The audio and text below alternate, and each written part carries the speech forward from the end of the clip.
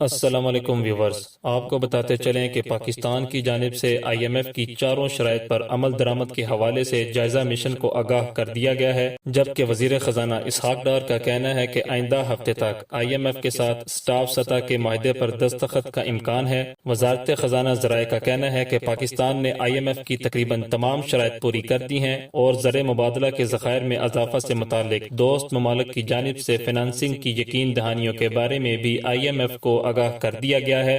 گزشتہ 2-3 دنوں میں اہم اقدامات اٹھائے گئے ہیں اور اب شرح سود میں اضافہ کر کے 20% تک کر دیا گیا ہے۔ ذرائع کا کہنا ہے کہ پاکستان نے آئی ایم ایف کے ساتھ طے کردہ پیشگی اقدامات پر عمل درآمد سمیت اب تک اٹھائے جانے والے پیشگی اقدامات سے آئی ایم ایف کو باضابطہ طور پر آگاہ بھی کر دیا ہے۔ ذرائع کا کہنا ہے کہ پاکستان ان شرائط میں سے بجلی کی قیمتوں میں اضافے کی منظوری دے چکا ہے۔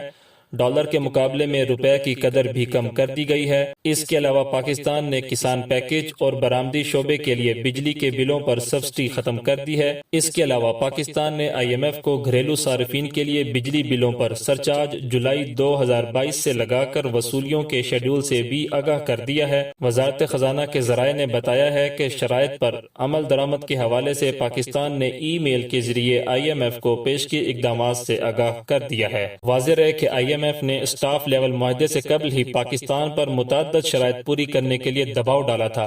دوسری طرف وفاقی وزیر خزانہ اسحاق ڈار کا کہنا ہے کہ آئی ایم ایف کے ساتھ ہمارے مذاکرات مکمل ہونے والے ہیں اور ہم اگلے ہفتے تک آئی ایم ایف کے ساتھ اسٹاف لیول کے معاہدے پر دستخط کرنے کی توقع رکھتے ہیں۔